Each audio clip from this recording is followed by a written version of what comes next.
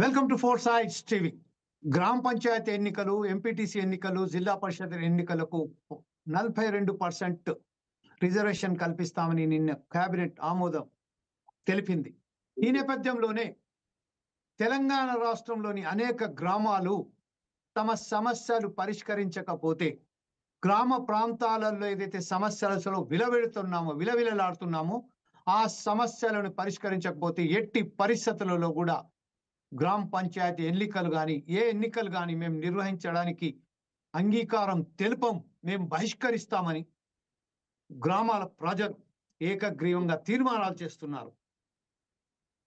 తమ సమస్యల పట్ల ప్రభుత్వానికి చిత్తశుద్ధి లేదని, గతంలో ఏదైతే సర్పంచులకు సంబంధించిన బిల్లులు కూడా ఇప్పటిదాకా విడుదల కాలేదని, ఆ విడుదల చేసేంత వరకు గ్రామానికి సంబంధించిన ఎన్నికలను కూడా నిర్వహించడానికి వీలు లేదనుకుంటూ గ్రామ ప్రజలు ఏకకంఠంతో బయటికి వస్తున్నారు. ఇదే నేపథ్యంలోనే ఈ రోజు ఫోర్ సైడ్స్ టీవీ నిర్వహిస్తున్న ఈ కార్యక్రమమే గ్రామీణ ప్రాంతాలలో ఎన్నికల బహిష్కరణకు పిలుపునిస్తున్న ప్రజలు. అయితే ఈ విషయంపై మాట్లాడడానికి మనతోటి ఈ రోజు మాజీ సర్పంచ్, అలాగే ప్రముఖ విశ్లేషకులు బండారు రామ్మోహన్ గారు, అలాగే సురవి యాదయ్య గారు, సర్పంచ్ జాక్ అధ్యక్షులైనటువంటి సురవి యాదయ్య గౌడ్ గారు, అలాగే పల్లె రామచంద్ర గౌడ్ గారు, టిపిసిసి అధికార ప్రతినిధి, అలాగే నాయకుడు, కాంగ్రెస్ నాయకులు, అలాగే బి హనుమాన్లు గారు, సంఘవి విలేజ్ గ్రామానికి సంబంధించిన గ్రామస్తులు, అలాగే లక్ష్మీ నరసింహారెడ్డి గారు సర్పంచుల ఫోరం అధ్యక్షులు. వారందరూ ఈ రోజు మనతో మాట్లాడడానికి సిద్ధంగా ఉన్నారు. ప్రస్తుతం మనం ఒకసారి బండారు రామ్మోహన్ గారి దగ్గర. రామ్మోహన్ గారు, ప్రస్తుతం ఈ విషయంపై ఈ రోజు ఏ గ్రామ ప్రజలైతే తీర్మానాలు చేస్తున్నారో ఈ విషయంపై మీరు దీన్ని ఎలా తీసుకుంటారు, ఎలా దీన్ని విశ్లేషిస్తారు? జమీల్ గారు, మీకు అట్లాగే లక్ష్మీ నరసింహారెడ్డి గారికి, అట్లాగే యాదవ్ గౌడ్ గారికి, రామచంద్ర గారికి, ముఖ్యంగా ఆ గ్రామ ప్రజల్లో ఉన్న హనుమంతుడు గారికి అందరికీ నమస్కారం. ఫోర్ సైడ్ టీవీ ప్రేక్షకులు కూడా 40 ఏళ్ల కింద సర్పంచ్ నేను, ఇవాళ కానీ నేను కాదు. కానీ మళ్ళీ పాత రోజులు గుర్తొస్తున్నాయి నాకు. ఎందుకంటే ఒక సామూహిక ప్రయోజనాల కోసం మాకు ఈ ఊరికి ఇది కావాలి అని చెప్పి ఓటు బహిష్కరిస్తామని డిమాండ్ చేయడం చాలా మంచిది అంటున్నాను.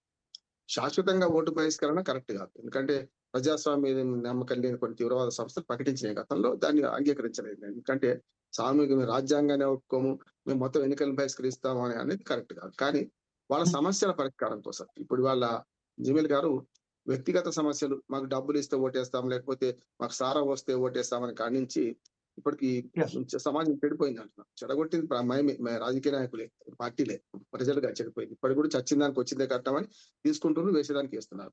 కానీ ఒక సామూహిక ప్రయోజనం, మాకు రోడ్డు కావాలి అని చెప్పి వాళ్ళు ఎన్నికలు బహిష్కరిస్తామంటే ఒక డిమాండ్ అన్నట్టు. అంటే ఇప్పుడు మనం చిన్నపిల్లలు తల్లిదండ్రులు ఏం చేస్తారు, నాకు ఇవ్వకపోతే చేతుల్లో ఉన్నది ఇసురు కొడతా అంటారు, అంతేనా కదా? ఇసురు కొట్టే ఉద్దేశం పగలగొట్టాలని కాదు, ఇదే అంతే. నా ఉద్దేశం అంటే సాంఘిక గ్రామం మా ప్రజలకు నేను సంఘీభావం వ్యక్తం చేస్తున్నా. చాలా సార్లు మనకు ముదోల్లో మనకు అహింసాలో నాకు ఫ్రెండ్ డాక్టర్ నగేష్ అని ఉండేవాడు. చాలా సార్లు ఆ ఊరి పక్క నుంచే పోయినా కనుక ఆ పరిసరాలకు తెలుసు కనుక, నాకు 100 సార్లు పోయినా కనుక నాకు తెలుసు. అక్కడ నిజంగానే ఆ సమస్య ఉన్నది. ఆ రోడ్ 2 కిలోమీటర్లు మెయిన్ రోడ్ నుంచి లోపలికి వెళ్ళడానికి ఆ రోడే బాగాలేకపోతే మరి కష్టం కదా. కుబీర్ మండలం నుంచి మనం 13 కిలోమీటర్లు ఉంటట్టుంది అది.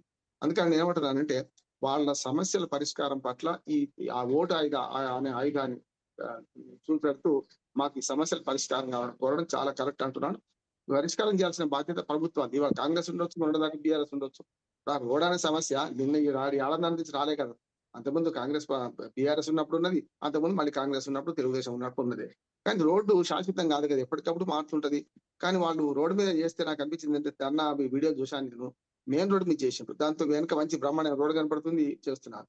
దానికి కారణం ఏంటంటే ట్రాఫిక్ ఆపితేనే, అంటే ఎవరినైనా ఆపితేనే మా సమస్య సభ్య ప్రపంచానికి తెలుస్తుందని చేసిండ్రు. అది వరకు మంచిదే అంటున్నాను. కానీ వాళ్ళ రోడ్డు దుస్థితిని కూడా ఆ వీడియోలో చూపెడితే బాగుండేది. ఇప్పుడు అందరం కూడా మనం టీవీ ప్రేక్షకులు కానీ మనం చూసే వాళ్ళకి కానీ ఇప్పుడు వాళ్ళ లోపలికి రోడ్ ఎట్లా ఉంది, గుంతలు పడి ఉందా, ఎట్లా ఉందో దయచేసి నేను హనుమంతు గారిని కోరుతున్నాను, ఆ రోడ్డు పరిస్థితిని వీడియో తీసి ఒకసారి పెట్టండి, నష్టమే లేదు. మన ఈ రోజు దానికి సంబంధించిన ఈ రోజు మనం ఇది మొదలు పెట్టాం కాబట్టి దీని ఒక విషయం ఏంటంటే అదే సంబంధించింది ఒక విషయం చాలా మన రామ్మోహన్ గారు ప్రస్తుతం ఏదైతే ఉన్నదో ఆ నియోజకవర్గాలకు సంబంధించిన ఆ జిల్లాలకు సంబంధించిన మంత్రులే అక్కడి నుంచి వెళ్ళి ప్రాతినిధ్యం వహిస్తున్నారు. ఆ ప్రాతినిధ్యం వహిస్తున్న మంత్రులే ఈ రోజు 75 సంవత్సరాల స్వాతంత్రం వచ్చేప్పటికీ కనీసం రోడ్డు సౌకర్యాలు కూడా వారికి ఇవ్వలేకపోయినందుకు మనం సిగ్గుపడాల్సిన అవసరం ఉన్నదా? లేదా మనకు ఒక్కసారి మనం ఇంత అభివృద్ధి చెందుతున్నాం చెప్తున్నాం, మరి ఇలా ఇంత దారుణమైన పరిస్థితి ఎందుకున్నదని మీరు భావిస్తున్నారు? ఒక్క మాట చెప్తాను సార్. గడ్డన్న గారితో నాకు చాలా వ్యక్తిగతమైన సంబంధం. ఎప్పుడన్నా పోతే వాళ్ళ ఇంట్లో తినేవాడిని నేను. గడ్డన్న గారు ఎమ్మెల్యే 4 సార్లు ఎమ్మెల్యే చనిపోయారు ఆయన. ఆయన పేరు మీద గడ్డన్న ప్యాకెట్ వచ్చింది అక్కడ కదా. ఆయనతో నేను చాలా సన్నిహితంగా మన కొట్లాడి మేము వేరే పని మీద పోతే కూడా కొట్లాడి వాళ్ళ ఇంట్లో భోజనం పెట్టేవాడు. నేనేమంటున్నానంటే అటువంటి దగ్గర కూడా సమస్య ఉంది. ఇప్పుడు ఇది ఇలా పాపం తలాపిడికాడు ఒక్క ఎమ్మెల్యే మొన్న వచ్చిన ఎమ్మెల్యే అంతకుముందు ఎమ్మెల్యే సమస్య కాదు, అందరు చేసింది అంటున్నాడు. ఒక మాట చెప్తాను. ఈ మధ్యన మేము FDR foundation for democratic reforms మీద ఆరోగ్య సర్వే చేసినాం. అక్కడ కూడా నేను బైసా కూడా పోయినామన్నా. ఇట్లా చూసుకుంటే వరుసగా మెదకు, నిజాం, మన నల్గొండ ఉమ్మడి అట్లా న్యాయ రూట్ అన్నట్టు ఉమ్మడి నల్గొండ, ఉమ్మడి కరీంనగర్, ఉమ్మడి వరంగల్, ఆదిలాబాద్ 2 రోజులు ఉన్నాం.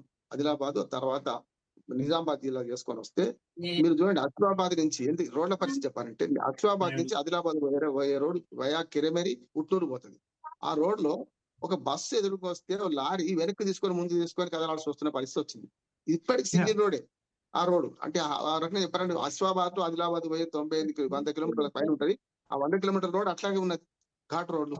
అంటే ఇప్పటికి కూడా ఈ ఆధునిక 21వ శతాబ్దంలో 2025 ఉన్నాం కదా, గా రోడే బాగాలేకపోయినా అప్పుడు ఈ సాంఘీ రోడ్ బాగాలేదని మనం నమ్మొచ్చు కదా, చూపించకున్నా కూడా. అందుకని ఆదిలాబాద్ జిల్లాలో కానీ అన్ని జిల్లాల్లో అభివృద్ధి చెందిన జిల్లాల్లో కూడా గ్రామీణ రోడ్లు బాగాలేవు. స్పష్టంగా చెప్తున్నాను. ఎక్కడికి పోదామంటే ఎక్కడికి పోదాం. నేను చాలా తిరుగుతాను, నా సొంత కారు నేను డ్రైవింగ్ చేసుకుని తిరుగుతుంటా, కానీ ఎక్కడ కూడా మనకు రోడ్లు బాగాలేవు. కనుక దయచేసి ఈ ప్రభుత్వం ఇప్పుడైనా సరే 18 నెలల్లో వచ్చింది కావచ్చు, కానీ గ్రామీణ రోడ్లకు మహాదేశం తీసుకురావాలి. ఒకటి వాజ్పేయి గారు చేయంగా అప్పుడు ఏమైందంటే స్వర్ణ చతుర్భుజి రావడం వల్ల మేము హైవేలు బాగుపడ్డాయి. హైవేల నుంచి బ్రహ్మాండ దూకపోతాం. హైవే కిందికి దిగ్గానే గ్రామీణ రోడ్లు పోతే పనికి రాకుండా అవుతున్నాయి. రోడ్లు మొత్తం గుంతలే ఉంటున్నాయి కదా. దిగడానికి కూడా హైవేల మీద ఏం చేసిన ఒక మాట చెప్తాను. హైవే దాటంగానే హైవే నుంచి రోడ్ లోపలికి పోవడానికి కొంచెం ఒక 50 మీటర్లు 100 మీటర్లు బాగా చేస్తుండ్రు. ఆ తర్వాత మొత్తం గుంతలు రోడ్లు ఉంటున్నాయి. ఇప్పుడు ఈ విషయంలో మాత్రం సాంఘి అంటే సంజీవని, దాని అసలు పేరు సాంఘి విలేజ్ అంటే సంజీవని. అటువంటి సంజీవనికే ఇవాళ మరణ మృదంగా రాస్తున్నారు. వాళ్ళ ఊరు నుంచి గ్రామీణ రోడ్లను బాగు చేయకపోతే వాళ్ళందరం సర్పంచ్లో ఉన్నాం. నిజంగా అందరితో సంఘీభావం వ్యక్తం చేస్తూ చెప్తున్నాను. అన్ని జిల్లాల్లో ఇప్పుడు నల్గొండ అట్లే ఉన్నది, వరంగల్ అన్ని అట్లే ఉన్నాయి. మారుమూల ప్రాంతాలకు సరిగ్గా లేవు. ఇంకా ఆదిలాబాద్ జిల్లా ఇంకా వెనుకబడ్డది. కనుక వాళ్ళ చైతన్యాన్ని ఒప్పుకుంటూ సాంఘీ విలేజెస్ ఏదో సంఘీభావంతో ఓటు బహిష్కరిస్తారని డిమాండ్ చేస్తున్నారు కదా, ఇది కేవలం పిల్లల అలక లాంటిదే. వాళ్ళకి రోడ్డు పోయండి, ఓట్లు అడగండి, ఖచ్చితంగా ఓట్లు వేస్తారు. ఎందుకేరు? అందుకనే దయచేసి మీ అందరితో అందరూ అనుమతి తీసుకొని దయచేసి మళ్ళీ నేను బయట రామన్ గారు ఇంకా కొద్దిసేపు ఇంకొకసారి ఎప్పుడైతే మాట్లాడతాను అప్పటి వరకు కొంచెం ఉంటే బాగుంటుందని నేను మీతో ఒక రిక్వెస్ట్ చేస్తున్నాను. ఇదే విషయంలో ఒకసారి మనం సురవి యాదవ్ గారి దగ్గర వెళ్దాం. ప్రస్తుతం ఈ సమస్య రోడ్ల సమస్య ఇలా ఇప్పుడైతే బండారామన్ గారు చాలా క్లియర్ గా చెప్పేశారు ఆ పరిస్థితి ఎలా ఉన్నదని. అనేక జిల్లాలలో ఇదే పరిస్థితి ఉన్నది. కాకపోతే ఇంకో విషయం ఏంటంటే ఇంతకుముందు గతంలో చేసిన బిల్స్ కూడా పెండింగ్ లో ఉన్నాయి. దాన్ని కూడా సర్ది అనుకుంటా ఈ రోజు ఒక్కసారిగా ఎన్నికలలో వెళ్తామన్న సమయంలోనే ఒక ఊరు మాత్రం ఈ రోజు ఖచ్చితంగా బయటకు వచ్చింది, మేము బహిష్కరిస్తామని. ఈ విషయంలో మీరు ఎలా స్పందిస్తారండి? యాదవ్ గారు, యాదయ్య గౌడ్ గారు.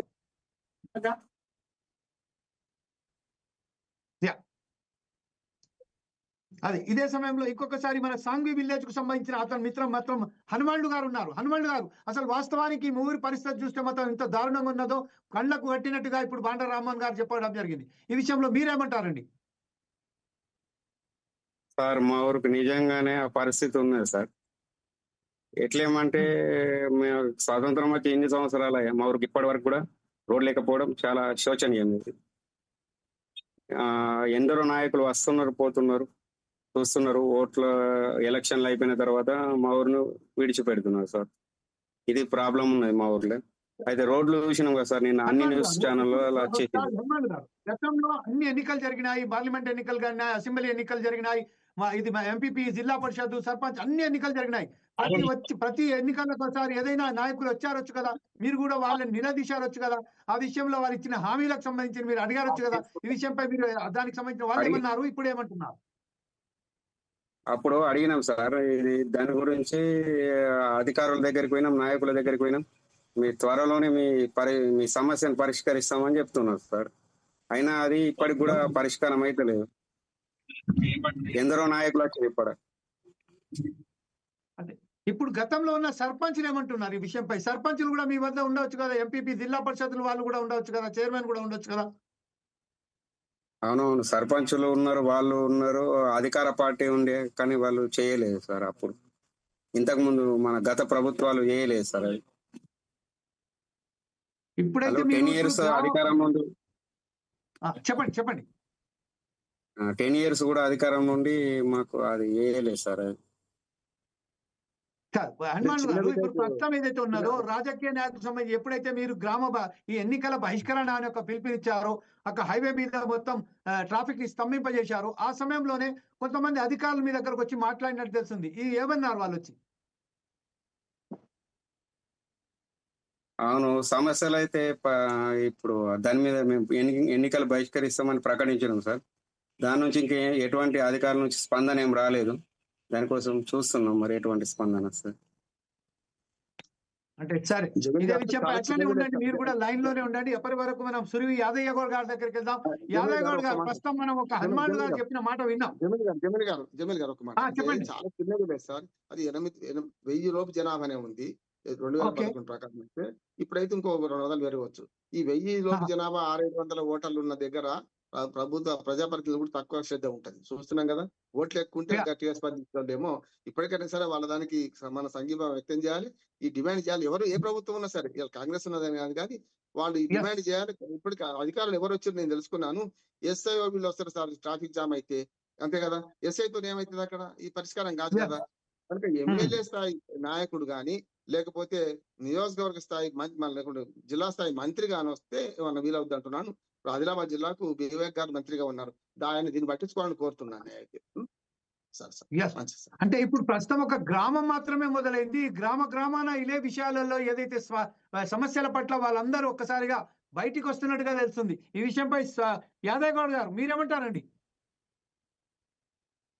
లక్ష్మీ నరసింహారెడ్డి గారు ఉన్నారా?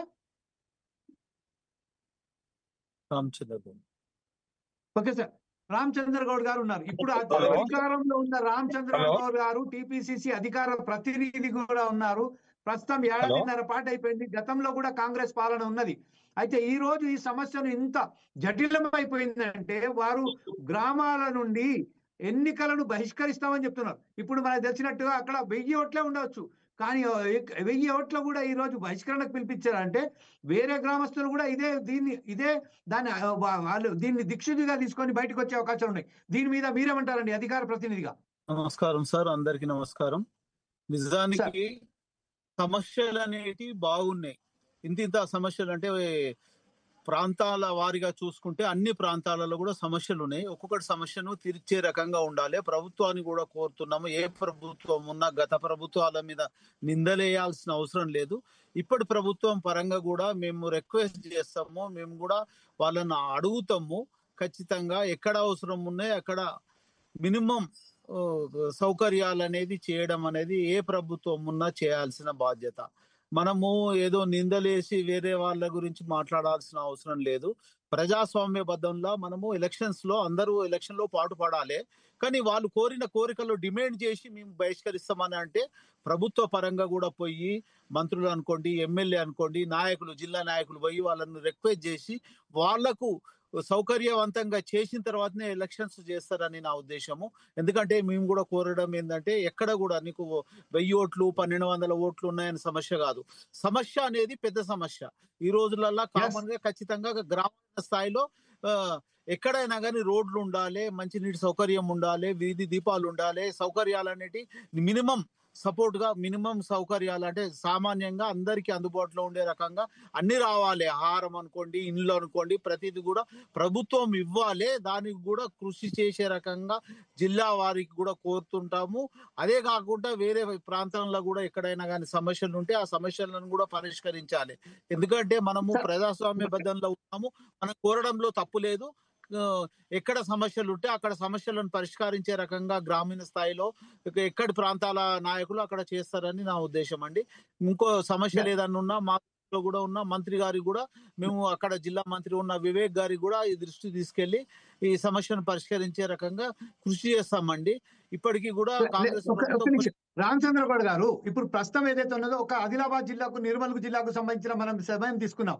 కానీ వాస్తవానికి చూస్తే వరంగల్ జిల్లాలో కూడా ఇలాగే ఈ సమస్యలు ఉన్నాయి. ఇంకొక విషయం ఏంటంటే ఇప్పుడు ప్రస్తుతం అయితే ఎన్నికలు వచ్చిన సమయంలోనే అందరు అధికారులు కానీ రాజకీయ నాయకులు కానీ అక్కడ వచ్చి మేము సరి చేస్తాము అని చెప్తున్నారు కానీ ఇప్పటిదాకా ఎవరు కూడా చేయట్లేదని చాలా క్లియర్ గా హనుమాడు అనే ఏవైతే విలేజ్ కు సంబంధించిన ఒక గ్రామస్తులు ఉన్నారో వాళ్ళు చెప్తున్నారు. నిజమే ఇప్పుడు అండి. ప్రస్తుతం అంటే హుటాహుటిన పోయి అక్కడ ఒకవేళ కనుక దాని మీద ఒకవేళ ఆ రోడ్ ఏదో సమస్యను తీరిస్తే బాగుంటది కదా. ఇప్పుడు వారికి పోయి కలిసి మాట్లాడే బదులు ఆ సమస్యను పరిష్కరిస్తే బాగుంటది కదా. ఎక్కడ సమస్యలు అక్కడ పరిష్కరించే ప్రయత్నం చేయాలి. ఎవరైనా పరిష్కరించకుంటే వాళ్ళ దృష్టిలో ఉంటది. ఈ రోజు ఎలక్షన్ల ముందు వచ్చి మాట ఇచ్చి తప్పది. ఎలక్షన్లు ఈ రోజు కాదు, నీకు ప్రతి ఎలక్షన్ 6 నెలలకో, సంవత్సరానికో, 5 సంవత్సరాలకో ఖచ్చితంగా ఎక్కడ ఎలక్షన్లు అయినా గ్రామీణ స్థాయిలో అనుకోండి, మండల స్థాయిలో అనుకోండి, ఎమ్మెల్యే స్థాయిలో ఎంపీ ఎలక్షన్స్ వస్తాయి. ఈ రోజు వాళ్ళు మాట తప్పి ఏదైనా చేస్తే భవిష్యత్తులో వాళ్ళు అక్కడ ప్రజలు అనుకోండి, ఆ ప్రాంత వాసులు కూడా చర్య తీసుకుంటారు. సమస్య పరిష్కరించే కృషి చేయడానికి మా వంతు కూడా పార్టీ పరంగా కూడా మేము కోరుకుంటామండి. ఎక్కడ సమస్యలు ఉన్నా కానీ మీరు అన్నట్టు ఒక ప్రాంతం కాదు, ప్రతి ప్రాంతంలో కూడా సమస్యలు ఉన్నాయి. ఆ సమస్య పరిష్కరించే రకంగా దృష్టిలో ఉంటేనే భవిష్యత్తు ఉంటదండి ఏ పార్టీకైనా. ఇక అధికార పార్టీ గురించి కాదు, ఏ పార్టీకైనా ఎక్కడ సమస్యలు అక్కడ పరిష్కరించి అక్కడ ప్రాబ్లం లేకుండా చేస్తేనే ముందు భవిష్యత్తు ఉంటదండి. లేకుంటే ఎవరికి కూడా భవిష్యత్తు ఉండదు. దాన్ని దృష్టిలో పెట్టుకొని పార్టీ పరంగా కూడా మేము కోరుకుంటాము. ఎక్కడ సమస్యనైనా రామచంద్ర గౌడ్ గారు, ఇప్పుడు పరిస్థితి ఎలా ఉన్నదంటే మనం ఒకసారి ధనసరి అనసూయ అక్కడి నుంచి వెళ్ళే ప్రాతినిధ్యం వహిస్తున్నారు, ఇక్కడి నుంచి వెళ్ళేమో వివేక్ గారు ప్రాతినిధ్యం వహిస్తున్నారు, నల్గొండ జిల్లాలకు సంబంధించి తుమ్మల నాగేశ్వరరావు గారు ఉన్నారు, పొంగులేటి శ్రీనివాసరెడ్డి గారు ఉన్నారు. ఖమ్మం జిల్లాలో కూడా అనేక సమస్యలతోని మనం ఎటు చూసినా కూడా మనం సమస్యలతోనే సతమతం అవుతున్నాం. ఈ రోజుకు 75 సంవత్సరాలు అయినప్పటికీ మన గ్రామీణ ప్రాంతాలలో కేవలం ఒక చిన్న రోడ్లు కూడా వేయకపోవడం చాలా శోచనీయమని. అంతే గతంలో కూడా ఒక్కొక్కసారి మనం చూస్తే వేరే ఏదైనా రాజకీయ పార్టీలకు సంబంధించిన వేరు వచ్చారు అని చెప్తే కాదు, ప్రతి పార్టీ అది కాంగ్రెసే కానివ్వండి, బీఆర్ఎస్ఏ కానివ్వండి, తెలుగుదేశమే కానివ్వండి, ప్రతి ఒక్కరు అక్కడికి సంబంధించిన ఏళ్ల పాటు వాళ్ళు అక్కడ ఉన్నారు. అయినప్పటికీ ఆ సమస్యలను అక్కడనే అదే విధంగా ఇప్పటి వరకు సతమతమే ఉన్నారు. మనం ఒకసారి గతంలో కూడా చూసాం, ఒక నీళ్ల వరద వచ్చిన సమయంలో వరంగల్ జిల్లాలో ఏదైతే ఒక భుజాల మీద వేసుకొని ఒక బాలింతను తీసుకొచ్చిన విషయాన్ని విజువల్స్ ను కూడా మనం చూసాం. ఇంకొక మనం ఎప్పుడైతే చూస్తామో వేరే ప్రాంతాలలో సీతక్క స్వయాన అంటే ధనసరి అనసూయ అనే ఎవరైతే మినిస్టర్ ఉన్నారో ఆమె స్వయాన భుజాల మీద బండ్ల మీద ఎడ్ల బండ్ల మీద ఆ ధాన్యాన్ని తీసుకుపోయి అక్కడ ఆహార పదార్థాలను తీసుకుపోయి ఆ విలేజెస్లలో అది వారికి సంబంధించిన సౌకర్యాలు ఏదైతే ఉన్నదో అక్కడ ధాన్యాలు కూడా మన వారికి చేర్పించడంలో ఆమె పడిన కృషి కూడా మనం చూసాం. అయితే ఇంత నిర్లక్ష్య వైఖరి ఎందుకండి? ప్రస్తుతం అయితే మనం రూరల్ ఏరియాస్ లో ఇలా, పట్టణాలలో మనం అర్బన్ ఏరియాస్లలో కూడా ఈ రోజు మనం రోడ్ల సంగతి చూస్తే ఎంత దారుణంగా ఉన్నదో మనం చూస్తున్నాం. ఎక్కడ పడితే అక్కడ గుంతలు అవి ఉన్నాయి. అయితే ఈ రోడ్లకు సంబంధించిన మన అర్బన్ ఏరియాస్లలో చాలా మంది ఇక్కడ ఉంటారు కాబట్టి అక్కడ రిప్రజెంటేటివ్స్ కూడా అక్కడనే ఉంటారు కాబట్టి ఆ సమస్యను ఎప్పటికప్పుడే ప్రభుత్వ అధికారుల దృష్టికి తీసుకొస్తారు కాబట్టి ఆ సమస్య పరిష్కరిస్తదేమో అని మనం ఊహించినా కానీ ఈ రోజు విలేజ్ ఇప్పుడు ఇదే విలేజ్ కు సంబంధించిన చూద్దాం. సంఘవి విలేజ్ కు సంబంధించిన మన చాలా అంటే ఇప్పటి వరకు మనం ఇప్పుడు బండారామన్ గారు మనకు చాలా క్లియర్ గా చెప్పారు. నేషనల్ హైవే అని చెప్పబడే రోడ్స్ కు మాత్రం విస్తరణ చేసేశారు. కేవలం అట కార్పొరేట్ సంస్థలకు ఉపయోగించే పరంగా రాకపోకలకు ఎక్కడ ఇబ్బంది పడకుండా మనం వేలాది కోట్ల రూపాయలు వెచ్చించి అక్కడ నేషనల్ హైవేలు నిర్మించాం. కానీ అదే నేషనల్ హైవేకు అనుసంధానంగా ఉన్న ఈ చిన్న చిన్న గ్రామాల లింక్ రోడ్స్ కు మాత్రం ఇప్పటి వరకు ఎవరు కూడా చొరవ చూసుకోలేదని చాలా బండారామన్ గారు చాలా క్లియర్ గా చెప్పారు. తూతూ మంత్రంగా ఆ నేషనల్ హైవేస్ కు సంబంధించి ఒక 400 మీటర్లు 100 మీటర్ల వరకును 200 400 500 కిలోమీటర్ వరకు 1 కిలోమీటర్ వరకును ఆ రోడ్ వేసేసి అలాగే ఇచ్చిపెట్టేశారు. దారుణంగా ఉన్నదని చెప్తున్నారు. ఇంత దారుణమైన పరిస్థితులలో ఈ రోజు 75 సంవత్సరాల స్వతంత్రం మనం అనుకున్న స్వతంత్రం వచ్చిన తర్వాత కూడా ఇంత దారుణమైన పరిస్థితి ఉన్నది కాబట్టి దీన్ని మనం ఎలా విశ్లేషిస్తాం, దీన్ని ఎలా స్వీకరిస్తాం అంటే ఇప్పుడు ఒక సామెత మనం బండారామన్ గారు సామెతలో చెప్తుంటారు చూడండి. అంటే కరిస్తే కప్ప కోపం, విడిస్తే పాము కోపం లాగా ఒకవేళ కనుక వాళ్ళు బహిష్కరణకు పిలిపిస్తే వాళ్ళకి సంబంధించిన ఏదో నక్సల్ పార్టీలకు సంబంధించిన వాళ్ళు బహిష్కరించారని చెప్తున్నారు, వారికి నక్సలైట్. కానీ సమస్యల పట్ల కదా మాట్లాడింది వాళ్ళు. ఈ సమస్యలను సాల్వ్ చేయండి. ఇంతకుముందు ఇప్పుడు బండారామన్ గారు వాళ్ళు చెప్పినట్టుగా డబ్బులకు సంబంధించింది, మాకు డబ్బులు చేరలేదు అందుకోసం ఓట్లు వేయమని చెప్పలేదు కదా వాళ్ళు. తన ఊరికి సంబంధించిన సమస్యలనే మాట్లాడని చెప్పారు. తన ఊరికి సమస్య ఏదైతే శని పట్టి ఉన్నదో 75 సంవత్సరాలుగా ఆ శనిని విడదీయండి, మాకు కావాల్సిన ఒక సౌకర్యమే కల్పించండి, మాకు కావాల్సిన సౌకర్యం కల్పిస్తేనే మేము ఒకసారి ఓట్లకు ఖచ్చితంగా మేము వస్తాం. ఏ పార్టీకి వేసినా పర్వాలేదు, అది బీజేపీ కానివ్వండి, బీఆర్ఎస్ కానివ్వండి, టీఆర్ఎస్ కానివ్వండి, ఇతర పార్టీ ఏదైనా కానివ్వండి, వారికి ఖచ్చితంగా ఓటేస్తాం, కానీ మా సమస్యలను మాత్రం పరిష్కరించండి. ఇప్పుడు ప్రభుత్వం కూడా ఇప్పుడు ఏ పరిస్థితులలో కూడా ఇప్పటి వరకు ఏ అధికారి కూడా అక్కడ పోలేదు అని చెప్తున్నారు. ఇంత నిర్లక్ష్య వైఖరి యొక్క ఎందుకు అంటే ఈ రాను ఇప్పుడు నల్గొండ, ఇప్పుడు నిర్మల్ జిల్లా అయింది, రేపు ఆసిఫాబాద్ అవుతుంది, తర్వాత వరంగల్ అవుతుంది, ములుగు అవుతుంది. ఈ ములుగు జిల్లాలలో కూడా ఇంత దారుణమైన, ఉమ్మడి వరంగల్ జిల్లాలలో ఈ రోజు ఎంత దారుణ పరిస్థితి ఉన్నదో మనం చూస్తూనే ఉన్నాం. అయితే ఇదే విషయంపై మనం ఒకసారి మనం కళ్ళ కట్టినట్టుగా మనకు చూపెడుతున్నాం. అంటే ఇంకొక విషయం ఏంటంటే మన దగ్గర విజువల్స్ ఈ రోజు వచ్చేసాయి, ఆ ఊర్లకు సంబంధించిన విజువల్స్ మన తాట ఉన్నాయి. కాకపోతే ఏంటంటే ఇప్పుడు ప్రస్తుతం ఏదైతే వాళ్ళ గ్రామ సమస్యల పట్ల మాట్లాడుతున్నారు కాబట్టి ఆ గ్రామ సమస్యలను మనం వారికి ప్రాధాన్యత కలుస్తూ అక్కడ ప్రతినిధులకు ఏదైతే మాట్లాడే అవకాశమే కల్పిస్తామనే ఒక సదుద్దేశంతోనే మేము ఈరోజు మా ప్యానెల్స్ లో ఉన్న వారికి మనం ఈ కోరడం జరిగింది. రేపు ఈ సమస్యలు పరిష్కరించకపోతే మాత్రం కంప్లీట్ గా మరొకసారి దీన్ని ఫాలో అప్ గా ఫోర్స్ ఐస్ టీవీ మీ వెంటనే ఉంటదని ఆ గ్రామాలకు ప్రజలకు సంబంధించిన ఖచ్చితంగా వారికి ఆశ్వాసం కల్పిస్తున్నాం. అయితే ఈ రోజు ఇప్పుడు ప్రస్తుతం ఏదైతే పరిస్థితులు ఉన్నాయో ఇందులో ప్రధానంగా ఏ సమస్యల గురించి గ్రామస్తులు వస్తున్నారో, చిన్న చిన్న పిల్లగాలు అంటే బడికి పోయేది ఏదైతే వయసు ఉన్నదో 3వ తరగతి 4వ తరగతి 5వ తరగతి చదువుకునే పిల్లలు కూడా ఆ వంకలు ఏదైతే నదులు అవి దాటి వాళ్ళు తన ప్రాణాన్ని కూడా ఫలంగా పెట్టి ఈ రోజు చదువు గురించి బయటికి వస్తున్నారు. ఈ నేపథ్యంలోనే ప్రభుత్వాలు ఎందుకు దీని మీద ఇంతగా ఆసక్తి చూపెట్టలేదు అంటే, ఎందుకు ఈ గ్రామాల ప్రజలంటే ఓట్ల కోసం అయితే వీళ్ళు ఖచ్చితంగా వెళ్తారు, ఓట్ల కోసం అయితే వాళ్ళతోని ఖచ్చితంగా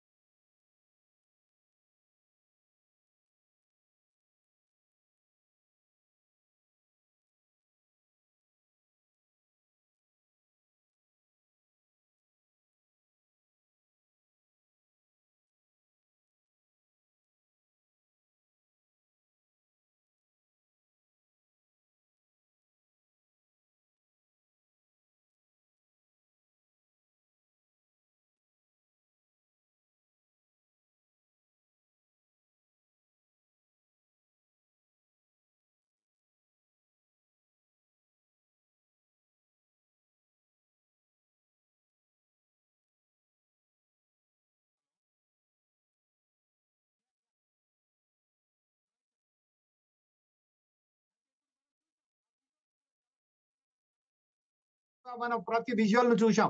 గ్రామాలలో పరిస్థితి ఎలా ఉన్నది,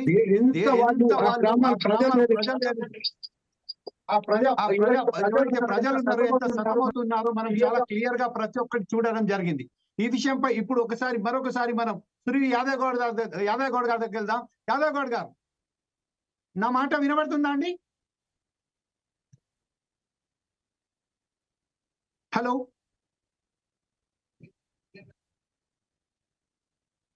యా, లక్ష్మీ నరసింహారెడ్డి గారు వచ్చారండి. నమస్తే అండి. రైట్, నరసింహారెడ్డి గారు, ఈ రోజు మనం చూసాం ఒక గ్రామానికి సంబంధించిన పరిస్థితులు ఎంత దారుణంగా ఉన్నాయో చూసాం. ఈ రోజు ఆ గ్రామ ప్రజలు స్వయాన బయటికి వచ్చి మేము మా సమస్యలు పరిష్కరించకపోతే వచ్చే ఎన్నికలలో ఖచ్చితంగా బహిష్కరిస్తామని చెప్తున్నారు. ఈ రోజు తెలంగాణ సర్పంచుల ఫోరం అధ్యక్షునిగా మీరు దీన్ని ఎలా స్వీకరిస్తారు, ఎలా విశ్లేషిస్తారండి? ముందుగా ఫోర్ సైట్స్ ఛానల్ యాజమాన్యానికి, అదేవిధంగా ప్రేక్షకులకు, జమీల్ గారికి నమస్కారాలు తెలియజేస్తా ఉన్నాను. ఈరోజు ఈ డిబేట్ లో పాల్గొన్నటువంటి వ్యక్తులందరికీ కూడా నమస్కారాలు. ముందుగా నేను నిర్మల్ జిల్లా బీర్ మండలము సాంగ్వి గ్రామ ప్రజలకు సంఘీభావం ప్రకటిస్తా ఉన్నాను. ఎందుకంటే ఈ రోజు కూడా స్వతంత్ర భారతదేశంలో ఇంకా రోడ్డు లేక మాకు రోడ్డు కావాలి అని చెప్పి రోడ్డుపైకి ఎక్కినటువంటి పరిస్థితులలో మరి వాళ్ళకి ఖచ్చితంగా వాళ్ళ యొక్క కోరికలు నెరవేర్చాల్సినటువంటి ఆవశ్యకత అవసరము ఈ ప్రభుత్వం పైన ఉన్నది. మరి గత ప్రభుత్వాలు చేయలేకపోయినవా, ప్రస్తుత ప్రభుత్వం చేయలేకపోయిందా అనేది అంశం పక్కకు పెట్టి ఖచ్చితంగా వాళ్ళ యొక్క అవసరాలు తీర్చాల్సినటువంటి బాధ్యత అటు ప్రభుత్వంపై ఉంది. మరి ఆ తీర్చే విధంగా ఈ యొక్క సమస్యను ప్రభుత్వం దృష్టికి తీసుకుపోవడం కూడా మనపై కూడా బాధ్యత ఉంది అని చెప్పి ఈ సందర్భంగా నేను తెలియజేస్తా ఉన్నాను. ఇంకొక ముఖ్య విషయం ఏంటంటే ఏదైతే ఈ దయనీయమైనటువంటి పరిస్థితి ఏంటంటే ఈ కుబీర్ ఏదైతే మండలం సాంగ్వి గ్రామ పంచాయతీ ఉన్నదో మరి గతంలో నాందేడ్ లో ఉండే ఆంధ్రప్రదేశ్ అవతరణ తర్వాత మరి ఆదిలాబాద్ జిల్లాకు రావడం, తర్వాత 2018లో జిల్లాల పునర్వ్యవస్థీకరణలో నిర్మల్ గా ఏర్పాటు కావడము, ఇవన్నీ అంశాలు కాలక్రమేణా జరిగినాయి. కాకుంటే ప్రభుత్వాలు మారినప్పుడు అక్కడ ఉన్నటువంటి నాయకత్వం కూడా కొంత మేరకు వాళ్ళ యొక్క సమస్యలను ప్రభుత్వం దృష్టికి తీసుకుపోవాల్సినటువంటి ఆవశ్యకత ఎంతైనా ఉన్నది, అవసరం కూడా ఉన్నది. ఎందుకంటే ఇక్కడ చేసినటువంటి జిల్లా పరిషత్ తొలి జిల్లా పరిషత్ చైర్మన్ పల్సికర్ రంగారావు గారు ఎవరైతే ఉన్నారో ఈ మండలానికి చెందినటువంటి వ్యక్తి పల్సికర్ రంగారావు గారు తొలి జిల్లా పరిషత్ చైర్మన్ ఈ కుబీర్ మండలానికి చెందినటువంటి వ్యక్తి. మరి అదే విధంగా ఇది మహారాష్ట్రలో ఉంది. మరి మహారాష్ట్ర 14వ ముఖ్యమంత్రిగా చేసినటువంటి విలాస్రావు దేశ్ముఖ్ గారు ఎవరైతే ఉన్నారో ఆయన ఈ రంగారావు గారి అల్లుడే. సో అంత గొప్ప నాయకులు ఉన్నటువంటి ప్రాంతము మరి ఎందుకు ఈ ప్రాంతాన్ని విస్మరించారు, మరి ఎందుకు ఇక్కడ అభివృద్ధి జరగలేదు అనేది ఒకసారి ఆలోచన చేయాలి. ఎందుకంటే ఆయన గ్రామీణాభివృద్ధి శాఖ మంత్రిగా కూడా చేసిరు ఎవరు, మన విలాస్రావు దేశ్ముఖ్ గారు. మరి వాళ్ళు ఉన్న అంత పెద్ద నాయకత్వం ఉన్నప్పుడు మరి ఈ ప్రాంత ప్రజలు కూడా వాళ్ళ సమస్యలను ఆ రోజు దృష్టికి తీసుకుపోయారా లేదా, మరి ఆ రోజు పరిస్థితులు ఎట్లా ఉండే అనేది కూడా ఒకసారి ఆలోచన చేయాలి. ఎందుకంటే 2014 తెలంగాణ రాష్ట్రం ఏర్పాటు కాక ముందుకు పరిస్థితి ఒకలాగా ఉండే, తెలంగాణ రాష్ట్రం ఏర్పాటు అయిన తర్వాత పరిస్థితి అనేది ఒకలాగా మారిపోయింది. అంటే ఈరోజు గ్రామాల యొక్క ముఖ చిత్రాలు మార్చినటువంటి ఘనత కేసీఆర్ గారిది. ఎందుకంటే అక్కడ 2009 అంటే తెలంగాణకు పూర్వము టీడీపీ ఎమ్మెల్యే గారు మన వేణుగోపాలాచారి గారు ఉండే 2009 ఆ ప్రాంతంలో.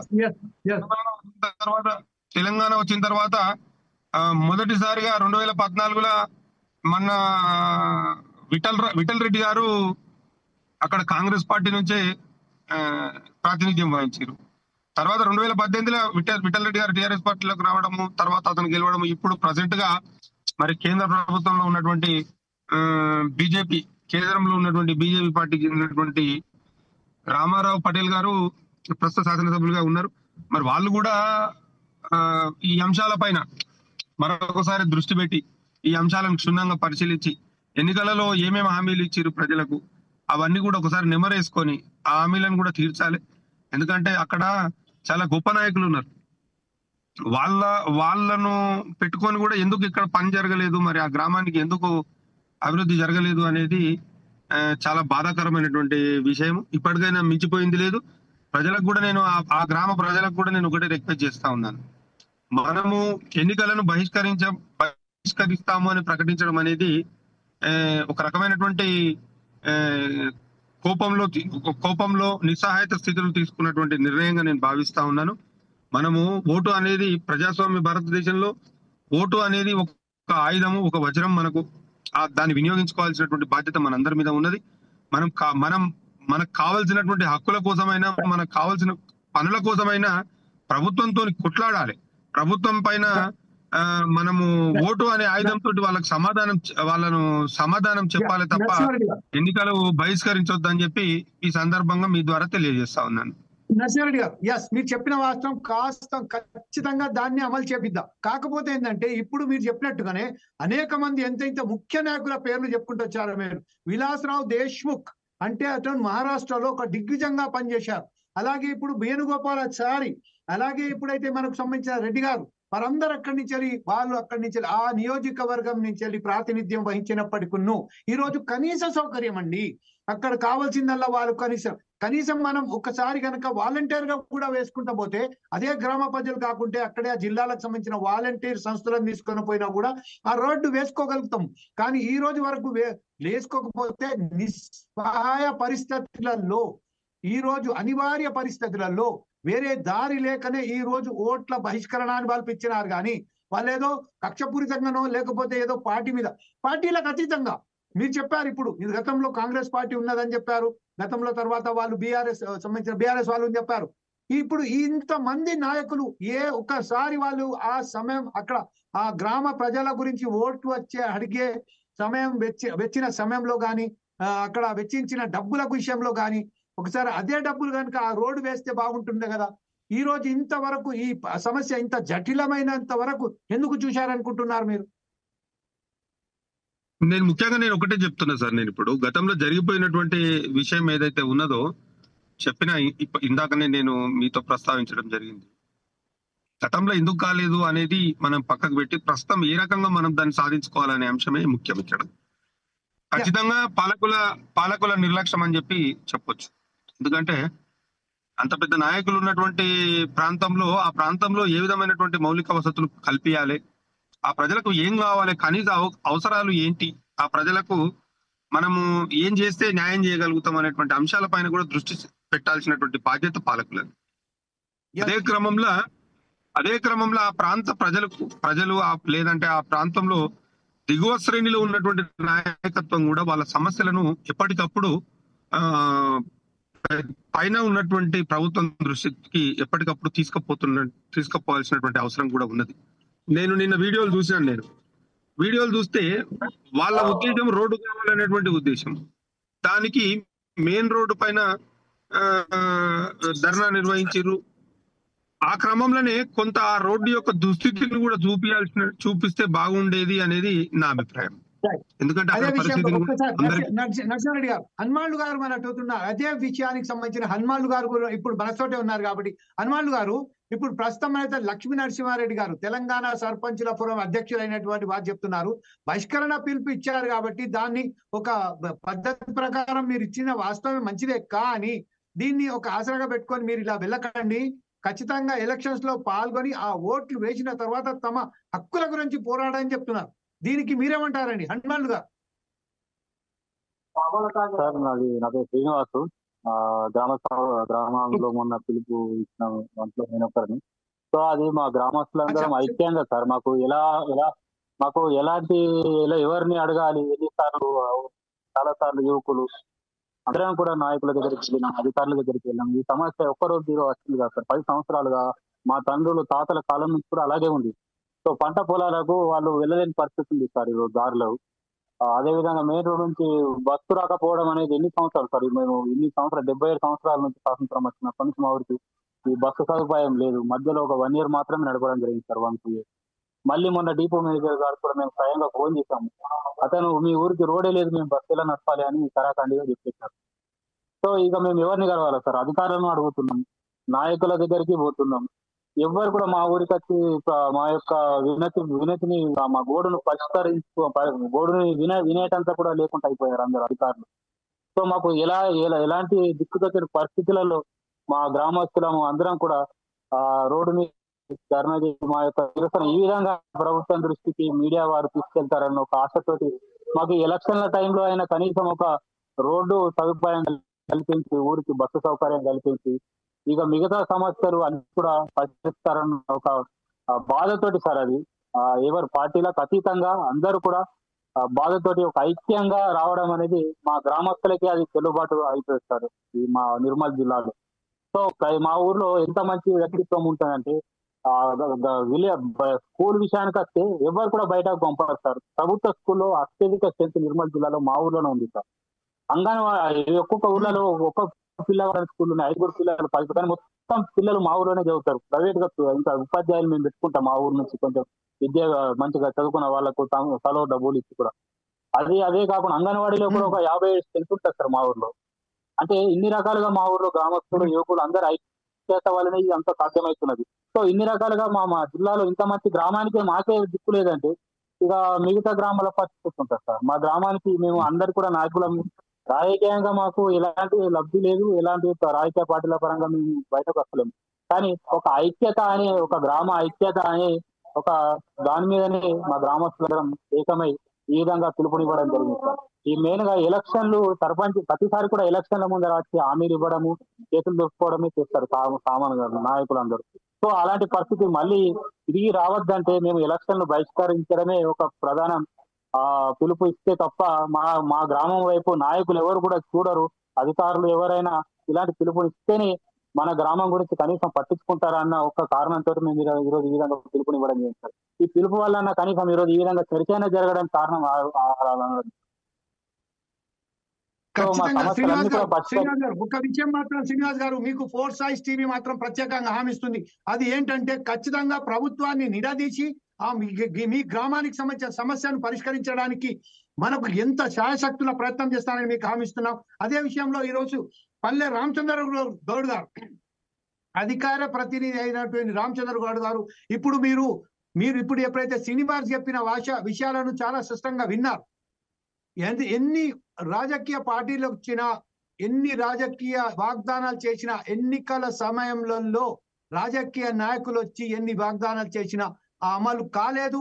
మా బడి పిల్లలకు సంబంధించిన ఎప్పుడైతే బడికి వెళ్ళడానికి ఎంత అవస్థత పడుతున్నారో, పొలాలకు వెళ్ళడానికి ఎంత అవస్థకు గురవుతున్నారో చాలా క్లియర్ గా చెప్పారు. ఈ విషయంపై ఇప్పుడు ప్రస్తుతం మన శ్రీనివాస్ గారికి ఎలాంటి హామీ ఇస్తున్నారండి రామచంద్ర గౌడ్ గారు మీరు? ఇప్పుడు ఎలక్షన్ల ముందు మనం ఎలక్షన్లు బహిష్కరిస్తాం అనేది వాళ్ళు న్యాయంగా అడగాల్సిందే. కానీ ప్రజాస్వామ్యబద్ధంలో ఎలక్షన్లు బహిష్కరిస్తే అది వేరే అర్థం వస్తుంది. కానీ ఇక్కడ మనం మాట్లాడాల్సింది ఏంటంటే ప్రభుత్వ పరంగా కూడా మేము మంత్రులకు విన్నవించుకుంటాము, ప్రభుత్వానికి కూడా తెలియజేస్తాం. ఈ సమస్య అనేది చిన్న సమస్య కాదు, ఆల్రెడీ సమస్య ప్రభుత్వం దృష్టిలోకి వెళ్ళింది, పరిష్కరించే రకంగా చూస్తాము. ఇంకోటి ఎలక్షన్లు అనేది ఇంకో 2 నెలలకు 3 నెలలకు వచ్చుడు కాదు, శాశ్వతంగా 2-3 సంవత్సరాలకు ఎప్పుడో వస్తూనే ఉంటాయి కదా. దాని దృష్టిలో ఉంచుకొని ఖచ్చితంగా అంటే మేము కాంగ్రెస్ పార్టీ నుంచి భవిష్యత్తు ఉండాలనే ఉద్దేశంతో మేము ముందు ప్రతి డెవలప్మెంట్ ను ఎక్కడ కూడా సమస్యలు ఉన్నా సమస్యను తెలుసుకొని గ్రామీణ స్థాయిలో అనుకో ప్రజలలోకి వెళ్ళి మా రాహుల్ గాంధీ ఉద్దేశం కూడా ఏంటంటే గ్రామీణ స్థాయిలో ఉన్న సమస్యలను పరిష్కరించే రకంగా ముందు ఉండాలి. ఆ సమస్యలు పరిష్కరిస్తేనే ప్రజలలో మనకు మనుగడ ఉంటది, లేకుంటే ప్రజల మనుగడ ఉండదు. తాత్కాలికంగా ఎలక్షన్ల ముందు వచ్చి మాట ఇవ్వడం కాదు, ముందు ఏ సమస్యలు ఉన్నా కానీ ఆ సమస్యను పరిష్కరించే రకంగా ముందుండి సమస్యను పరిష్కరిస్తాము. ప్రభుత్వ పరంగా కూడా మేము మాట ఇవ్వడం జరుగుతుంది, ప్రభుత్వానికి కూడా తెలియజేయడం జరుగుతుంది. అక్కడ ఉన్న ఇన్ఛార్జ్ మినిస్టర్ అనుకోండి ఎవరికి ఉన్నా కానీ పరిష్కరించే రకంగా ముందుండి పరిష్కరించే దాంట్లో ముందుంటామండి.